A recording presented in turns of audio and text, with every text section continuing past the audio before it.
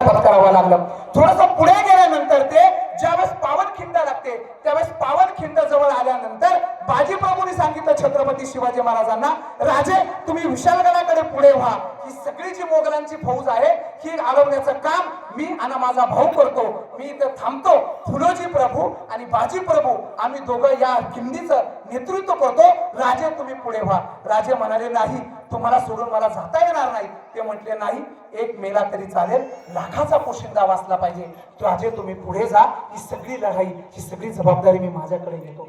बाजी प्रभू खिंडीमध्ये लढले, 300 मावळे घेऊन लढले। एवढा प्रचंड लढाई चालू असताना सुद्धा सिद्धीला वाटलं की हा बाजी कोण आहे असा, कित्येक आमचे फौजी असताना आमचे मुघल असताना सुद्धा यांना मरण पत्करता येत नाही, ते रक्तबंबाळ होत आहेत पण धारातील ती पडत नाहीत, असा विचार त्या सिद्धीनं केला। आणि सिद्धीनं विचार करत असताना त्यांच्या एका मुघलाला सांगितलं की तू टेकाडावर जा आणि बंदूकनी गोळी सोड, आणि ती गोळी खऱ्या अर्थानं कोणाला लागली असेल तर ती बाजी प्रभूला लागली, आणि बाजी प्रभू तिथून पुढे धारातील ते पडायला लागले। स्वतःचा भाऊ त्यांच्या डोळ्यासमोर गेला फुलोजी, त्यानंतर खाली पडलेले बाजी प्रभू पुन्हा उभा राहिले आणि त्यांच्या स्वतःच्या भावाची तलवार दुसऱ्या हातात घेतली। जे बाजी प्रभू आहेत त्यांच्या हातात स्वतःची एक तलवार होती आणि दुसरी तलवार स्वतःच्या भावाची होती, दोन तलवारी दोन हातामध्ये, आणि कित्येक तास स्वतः लढाई करत होते। अंगावर जागा सुद्धा शिल्लक नव्हती, एवढा रक्तबंबाळ झालेला खऱ्या अर्थानं हा मावळा होता, आणि तरी सुद्धा का लढत होता, माझे राजे विशाळगडावर पोहोचलेले नाहीत, तोफांचा आवाज आलेला नाही, जोपर्यंत तोफांचा आवाज येत नाही तोपर्यंत मला प्राण सोडायचा नाही, मी राजेंना दिलेला शब्द आहे।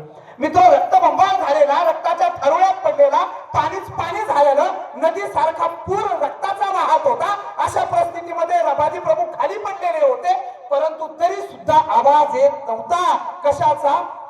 विशाळगडावर आवाज येत नव्हता, आणि आवाज येत नाही म्हणून शेवटचा श्वास घेत असताना सुद्धा आवाज का येत नाही असा विचार करत असताना तोफेचा आवाज आला, आणि मरण पत्करत असताना चेहऱ्यावर आनंद घेण्याचं काम छत्रपती शिवाजी महाराजांच्या एकनिष्ठ मावळ्याने केलं, तो म्हणजे बाजी प्रभू। असे खऱ्या अर्थानं मावळे घडणं गरजेचं आहे, आणि छत्रपती शिवाजी महाराजांनी असे मावळे घडले, आणि म्हणून त्यांना स्वराज्य निर्माण करण्याची ताकद मिळाली। आपल्याला एखादं गाव घडायचं असेल, एखाद्या गावाचा विकास करायचा असेल तर आपल्याला दिन रात्रभर या लोकांसोबत फिरावं लागतं, लोकांना समजून सांगावं लागतं, त्यांना एकनिष्ठ करावं लागतं, त्यांना खर्च पाणी करावा लागतो, त्यावेळेस कुठेतरी गावाचा विकास होतो। परंतु छत्रपती शिवाजी महाराजांचे मावळे ती निस्वार्थी मावळे होते, आणि म्हणून ही स्वराज्य कित्येक पिढ्यापासून आज टिकलेलं आहे। यानंतर सुद्धा छत्रपती शिवाजी महाराजांचं नाव अजरामर राहणार आहे। आपली कितवी पिढी आहे हे आपल्याला माहित नाही, पण कित्येक पिढ्या छत्रपती शिवाजी महाराजांचं नाव असेल यात मात्र तीळ मात्र शंका नाही। आणि म्हणून अशा छत्रपती शिवाजी महाराजांचं देव म्हणून आपण घरामध्ये पूजन करणं गरजेचं आहे।